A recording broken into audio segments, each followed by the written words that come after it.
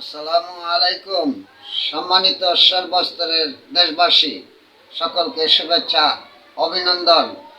আপনাদেরকে আমি আগামী দিনে যে কোনো সমস্যা, যে কোনো সন্দিহান, যে কোনো দুর্যোগ, রাজনৈতিক ঘনাঘটা থেকে মুক্তি পাওয়ার জন্য আমি উপদেশ না, আমি একটু সচেতন করতে চাচ্ছি আপনাদেরকে।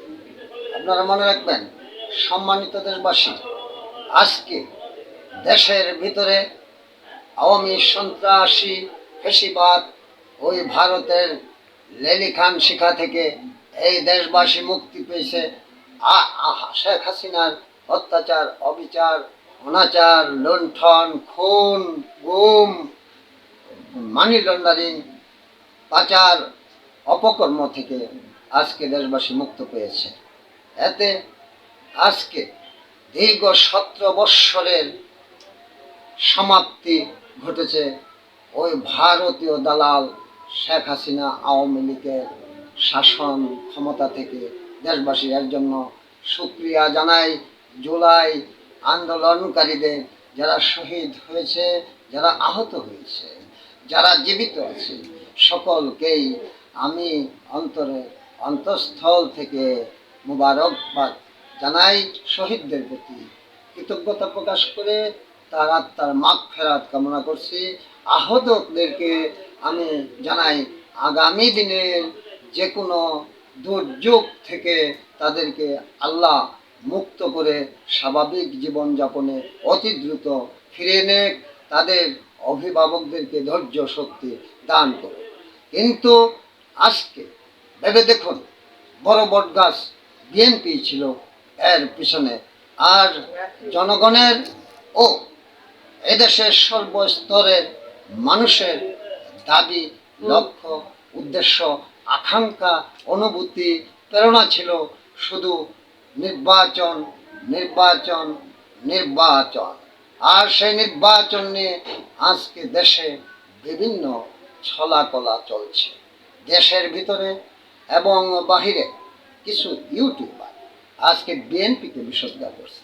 শেকড়, বিএনপি শিকড় থেকে আজকে শিখরে দাঁড়িয়েছে, এর জন্য ছায়া হয়ে কাজ করছে বিএনপি।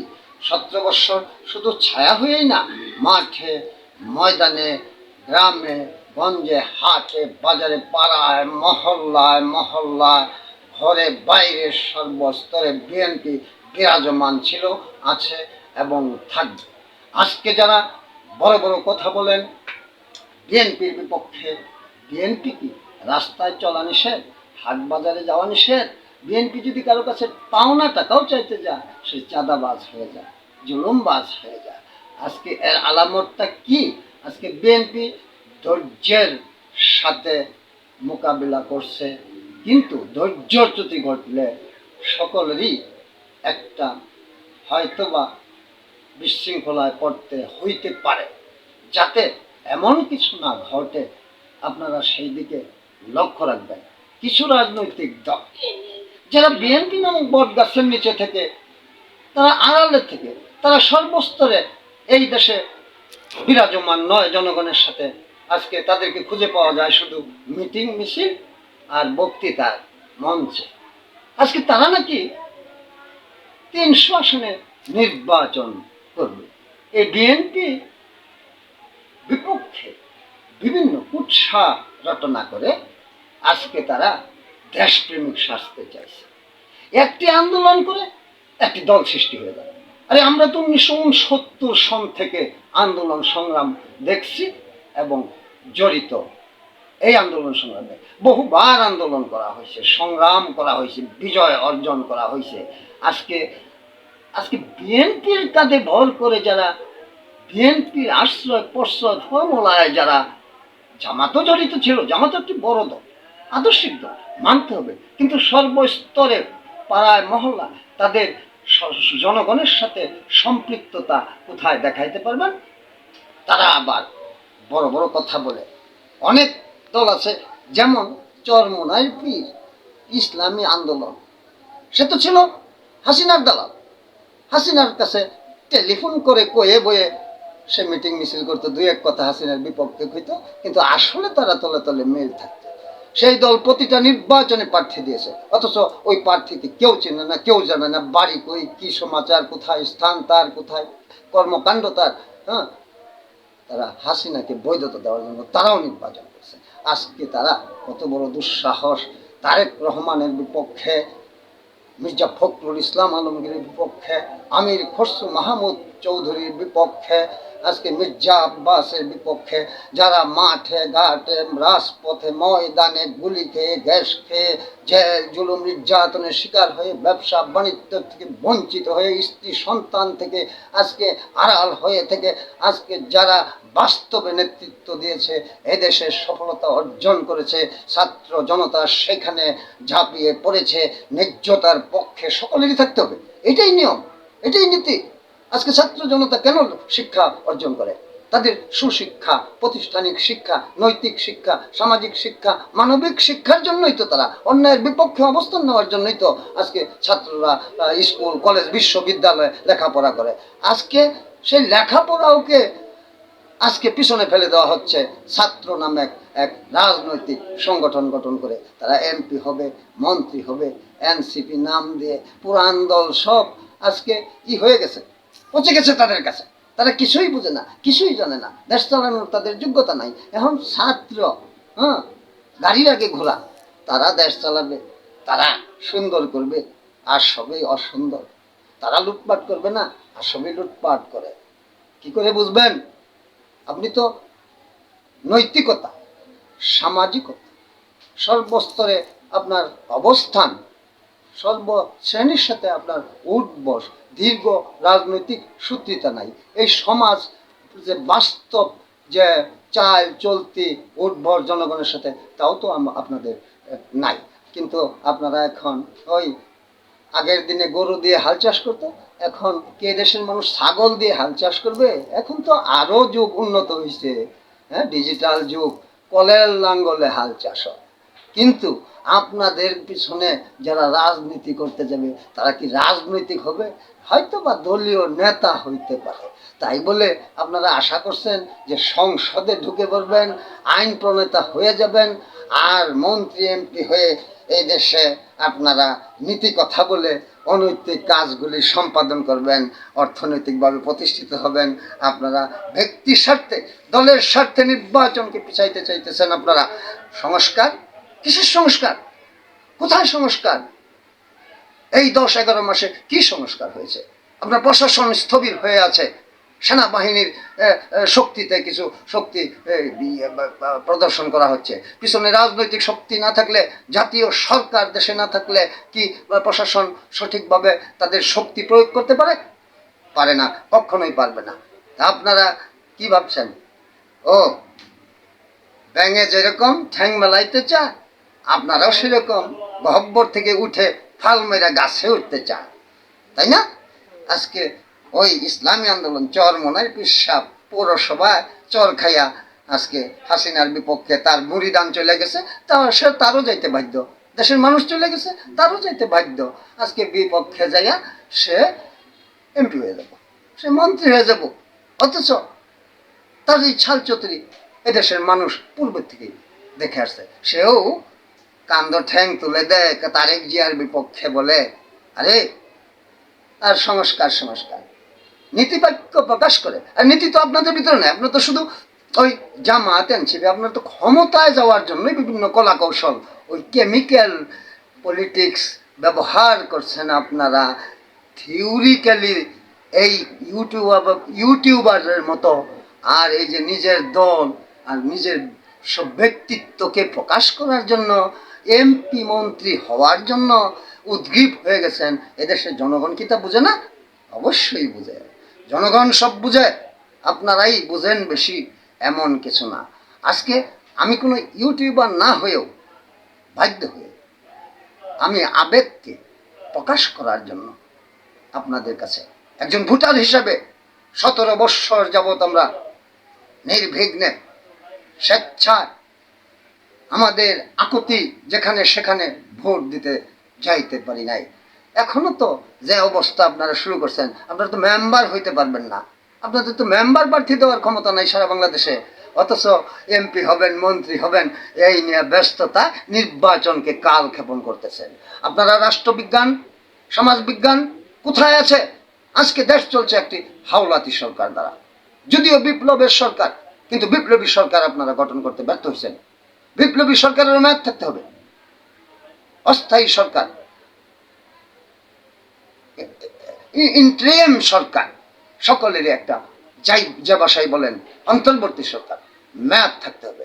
কোথায় পাইছেন রাষ্ট্রবিজ্ঞান, সমাজ বিজ্ঞানে কোথাও এমন আছে? সীমাহীন সরকার, নির্দিষ্ট সময় সীমা রেখা ছাড়া সরকার। তারপরেও ডক্টর ইউনূস সাহেবের কারণে সকলে মেনে নিয়েছে, সে বিশ্ব বরেণ্য লোক, সে এদেশের মানুষের সকলের হৃদয়ে একজন ভালো লোক হিসাবে প্রতিষ্ঠিত, সে ন্যায়পরায়ণ লোক, সত্যবাদী লোক, সে সভ্য লোক, ভদ্র লোক। তার এই ভদ্রতা সভ্যতাকে অক্ষুণ্ণতা রাখতে, তার সে মুরব্বী হিসাবে আমি মনে করি এদেশের অভিভাবক, সে নেতা নয়, সকলের মান্যমান ব্যক্তি ডক্টর ইউনূস সাহেব। আজকে তাকে ব্যতিব্যস্ততা, তার দুর্নাম যাতে হয়, এই জন্য আপনারা আগে চান স্থানীয় সরকার নির্বাচন, আর ওই পার্সেন্টেজ ভাগাভাগের নির্বাচন, জনগণ মাঠে প্রতিযোগিতা করবে, আপনারা পিআর পদ্ধতিতে সংসদে যাবেন, গা আইন প্রণেতা হয়ে যাবেন, মন্ত্রী হয়ে যাবেন, এমপি হয়ে যাবেন। এগুলো কি বৈষম্য না? এটা কি ভোটারের সাথে প্রতারণা না? ভোটার যাদেরকে ভোট দিবে তারা প্রতিযোগিতায়, মাঠের প্রতিযোগিতায়, ভোটের প্রতিযোগিতা, জনগণের মনের আবেগের প্রতিযোগিতা, তার যারা বিজয় হবে তারাই একমাত্র সংসদে যেতে পারে, তাদেরই অধিকার আছে। সংরক্ষিত আসন, পিআর পদ্ধতি নির্বাচন, আর এই জাতীয় সংসদের নির্বাচনের আগে স্থানীয় সরকার নির্বাচন, এটা হলো মায়ের বিয়ার আগে সন্তানের নাম লেখন, নাম রাখার মতন। কাজেই এই সমস্ত ধোঁকাবাজি থেকে আপনারা, ওই সংস্কার নামক কালক্ষেপণ থেকে আপনারা, ওই পিআর পদ্ধতি নামক ওই স্থানীয় সরকার নির্বাচন দাবি তুলে ধোয়া না তুলে, ধোঁয়াশা সৃষ্টি না করে, বিশৃঙ্খলা, রাজনৈতিক, এটা রাজনৈতিক বিশৃঙ্খলা, এটা রাজনৈতিকদের দ্বারাতে এই বিশৃঙ্খলা সৃষ্টি করতেছেন আপনারা। দেশকে হজবরল পদ্ধতির জন্য আপনারা নিয়ে যাচ্ছেন, দেশকে আপনারা আরেকটি জগা খিচুড়ি তৈরি করতে চাইতেছেন, আপনার নিজেদের স্বার্থে, দলের স্বার্থে, আপনার ব্যক্তি প্রতিষ্ঠার স্বার্থে, আপনার অর্থ কামাইয়ের স্বার্থে, আপনার ক্ষমতা হাতে পাওয়ার স্বার্থে আপনারা এই দেশকে আবার অতল গহ্বরে নিয়ে যাওয়ার পথে হাঁটছেন আপনারা, আমি মনে করি। তাই আপনারা ওই পিআর সিআর পদ্ধতি, ওই স্থানীয় সরকারের দাবি, এগুলি বাহুলতা মাত্র, জনগণকে ধোঁকা দেওয়া ছাড়া আর কিছু নয়। আপনারা নৈতিকভাবে প্রস্তুত হন, আদর্শিকভাবে প্রস্তুত হন, মানসিকভাবে প্রস্তুত হন, মানবিকভাবে প্রস্তুত হন। আপনারা একে তাকে, যাকে ইচ্ছা তাকে দোষারোপ করে চলছেন। আজকে বিএনপি সর্বস্তরে জনগণের সাথে, ঘরে ঘরে, রাস্তাঘাটে, হাটে, মাঠে, দরবার, সালিশে, সমস্ত জায়গায় বিরাজমান। আপনাদের এই দলগুলি শুধু ওই ময়দানে, বক্তৃতা, মিছিলে, মিটিংয়ে আন্ডারগ্রাউন্ড পার্টির মতো চলছেন, বিএনপির কাঁধে ভর করে। বিএনপি নামক বটগাছের ছায়ার তলে থেকে আজকে সেই বটগাছ কেটে ফেলে দিতে চাচ্ছেন আপনারা। আপনারা ক্ষমতা নেবেন, আপনারা সরকার হবেন, আপনারা দেশ চালাবেন, জনগণকে আপনারা স্বর্গ দিবেন। আপনাদের তো নীতিই ঠিক নেই। আপনাদের নীতি হইল খালি ক্ষমতা যাওয়া, আর ওই এমপি হওয়া, মন্ত্রী হওয়া, ঘুরাইয়া পেঁচাইয়া একই কথা। টুপিওয়ালা হন আর দাড়িওয়ালা হন, মুরব্বী হন আর যুবক হন, চাই ক্ষমতা, চাই লুটপাট, সকলেরই তো একই আশায়। কেউ কম করে, কেউ একটু বেশি করে, কেউ কাজ করে বেতন নেয়, কেউ কাজ না করে বেতন নেয়। এই অবস্থা আপনারা আবার সৃষ্টি করতে চান না, এটা হতে দেবেন না। একজন এমপি শেষ কথা নয়, একজন মন্ত্রী শেষ কথা নয়, একজন রাষ্ট্রপতি, প্রধানমন্ত্রী শেষ কথা নয়। এদেশের জনগণের হৃদয়ে আপনারা রাজনীতি করেন, আপনারা ভালোবাসা অর্জন করবেন নৈতিকতা দিয়ে, সামাজিকতা দিয়ে, নীতি আদর্শ দিয়ে, আপনাদের ধৈর্য দিয়ে, আপনাদের বিবেক বিবেচনা দিয়ে, সমাজের সর্বস্তরের মানুষের সাথে সম্পৃক্ততা রেখে। কিন্তু আপনারা ব্যস্ত হয়ে গেছেন এখন শুধু ওই নির্বাচন। কোন পদ্ধতি, যে পদ্ধতি দেশের জনগণ জানে না, যে পদ্ধতিতে কোনোদিন হয় নাই নির্বাচন, হ্যাঁ, ঘোরার আগে গাড়ি লাগাই দিতে চান আমরা। জাতীয় সংসদ নির্বাচনের আগে স্থানীয় নির্বাচন চান। জাতীয় সরকার পরিচালনা করে স্থানীয় সরকার, কাজেই কি করে হইতে পারে জাতীয় সরকারের আগে স্থানীয় সরকার? আর কি করে হতে পারে পিয়ার পদ্ধতি? মাঠে ঘাটে ময়দানে এই দেশের সর্বস্তরের জনতা উৎসাহ উদ্দীপনার মাধ্যমে ওই মার্কা নিয়ে প্রতিযোগিতা করে আপনার নির্বাচনী খেলায় অংশগ্রহণ করে বিজয়ী হবে যারা, তাদের পক্ষে আবার তাদেরই ওই একই জায়গায় অবস্থান করবে। নির্বাচনে যারা প্রতিযোগিতায়, যারা খেলায় যারা হেরে যাবে, তারা আবার যায় ওইখানেই অবস্থান করবে। এটা কি বিশৃঙ্খলা সৃষ্টি না? এটা কি জগা খিচুড়ি বানানোর জন্যই এই কৌশলটা হাতে নিছেন না? নির্বাচন কালক্ষেপণ করার জন্যই না? আপনাদের তো লুকই নাই। আপনারা ওই লুক তৈরি করবেন কবে, মার্কা পাবেন কবে, দলের নিবন্ধন পাবেন কবে, তখন আপনারা নির্বাচন করবেন। একটা দেশকে এভাবে চলতে পারে? কখনোই না। 90 দিনের ভিতরে নির্বাচন করা উচিত ছিল, না পারলে 120 দিনের ভিতরে, না পারলে আপনারা এই 1 বৎসরের ভিতরে আপনারা এই নির্বাচন করেন।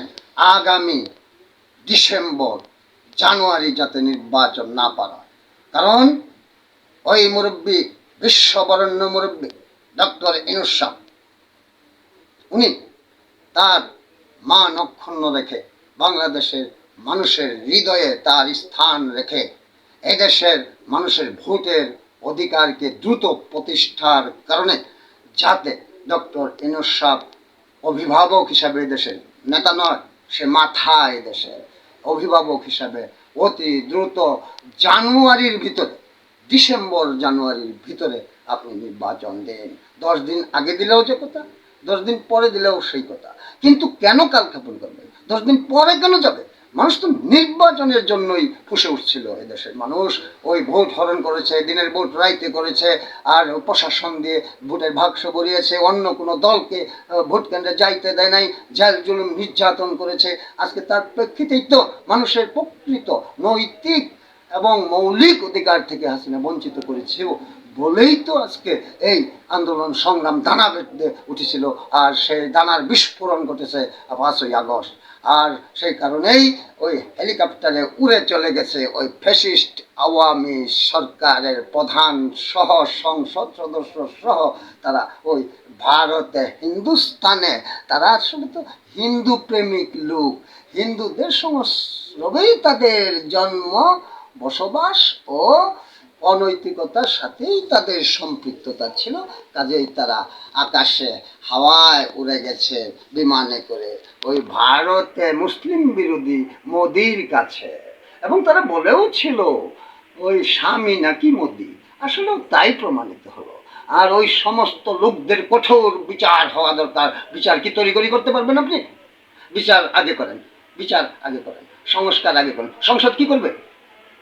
সংসদ কি করবে? সংসদ সদস্য কেন হবে? আপনারাই সব করে ফেলবেন, অস্থায়ী সরকার সব করে ফেলবে। আর এই ডক্টর ইউনূস সাহেবকে সকলেই চেনে, সকলেই জানে। আর যারা উপদেষ্টা হয়েছে 2-4 জন বাদে, কাকে চেনে দেশের মানুষ? তারা কি রোহিঙ্গা? না তারা কি সিঙ্গাপুরের? তারা কি থাইল্যান্ডের? না তারা কি মালয়েশিয়া? কাজেই আপনারা কেন কালক্ষেপণ করছেন?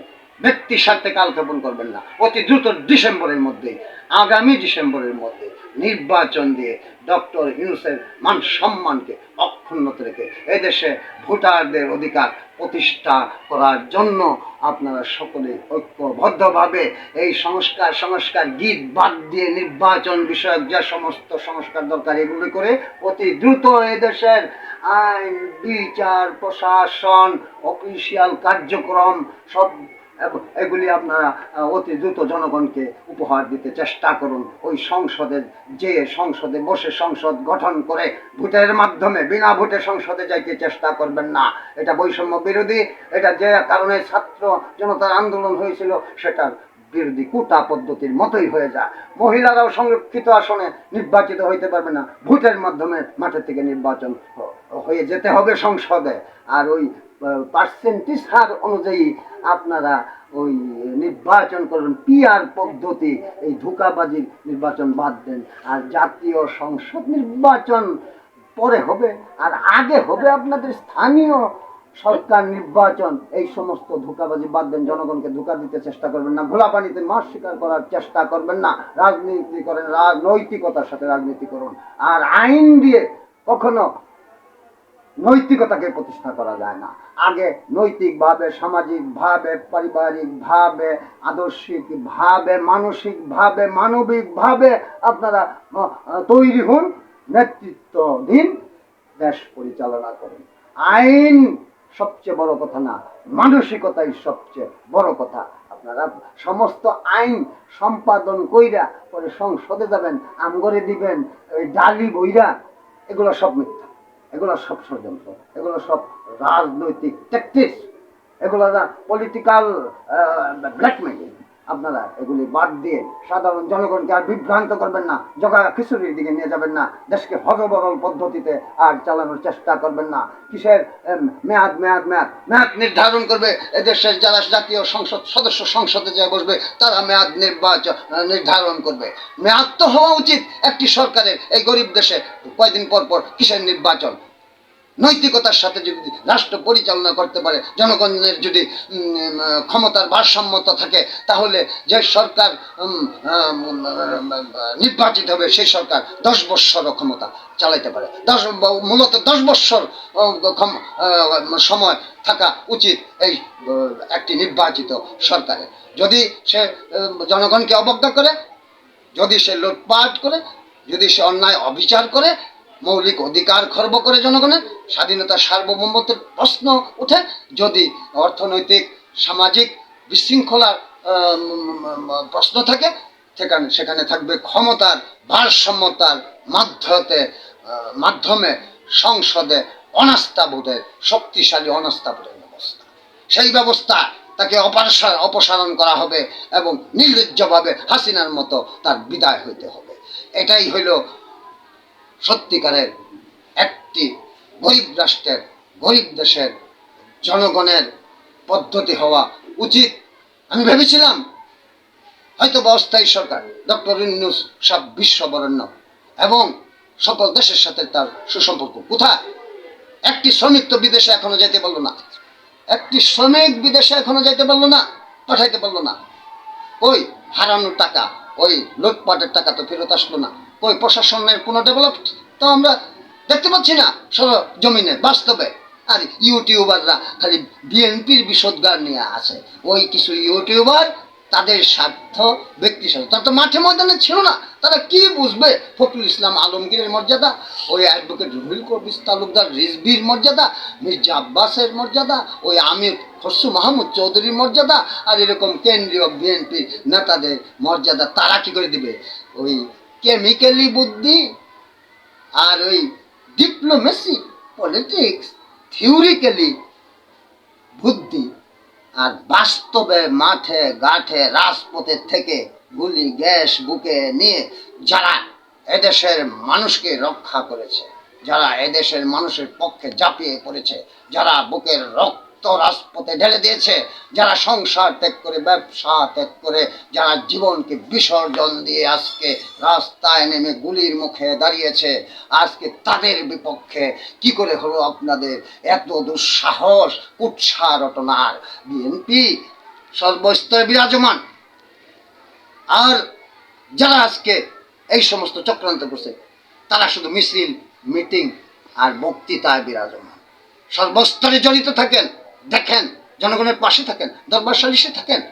আজকে জামাত ইসলামী, ওই ইসলামী আন্দোলন, আপনারা ক্ষমতায় গেলে কি দেশের এই যে সমস্ত বৈদেশিক সম্পর্ক আছে, যে সমস্ত ক্রিয়াকলাপের ভিত্তিতে দেশ চলে, তারা আপনাকে কি করতে পারবেন?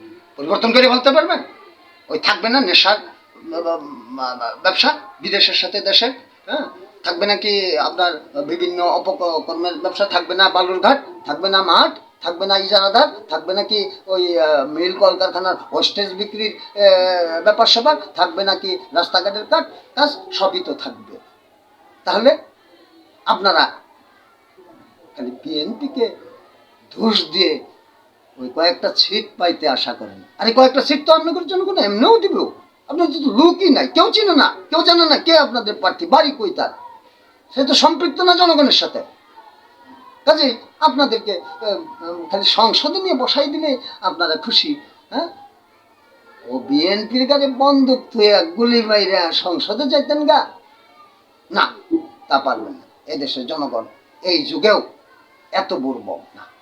আপনারা যে শুধু ক্ষমতার জন্যই বিভিন্ন তাল বাহানা করতেছেন, বিভিন্ন পদ্ধতি জনগণের সম্মুখে এনে হাজির করতেছেন, এই ছল চতুরি বাদ দিয়ে মানসিকভাবে প্রস্তুত হয়ে আগামী জাতীয় সংসদ নির্বাচন আগে করে সংসদে যে বসে মানসিকভাবে দেশকে সুন্দরভাবে পরিচালনার জন্য নিজে প্রস্তুত হন, সরকার কাঠামোকে প্রস্তুত করুন এবং নৈতিক, চারিত্রিক, মানবিক, সামাজিক, ধর্মীয় অনুভূতি চেতনা নিয়ে কাজ করলেই আপনার শুধু আইনের উপরে নির্ভরশীল হতে হবে না, আপনার নৈতিকতার উপরেই, আপনার পরিচালনার উপরেই, আপনার মানসিকতার উপরেই, আপনার মানবিকতার উপরেই এই দেশ সমাজ সুগঠিত হইতে পারে ইনশাআল্লাহ। এই বলেই আমি আপনাদের সকলের কাছে ক্ষমা চেয়ে এই চ্যানেলের পক্ষে দর্শক শ্রোতাদের সকলকে এই চ্যানেল দেখার আবেদন জানিয়ে আমি সকলকে রক্তিম শুভেচ্ছা অভিনন্দন দিয়ে বিদায় নিচ্ছি। আল্লাহ হাফেজ।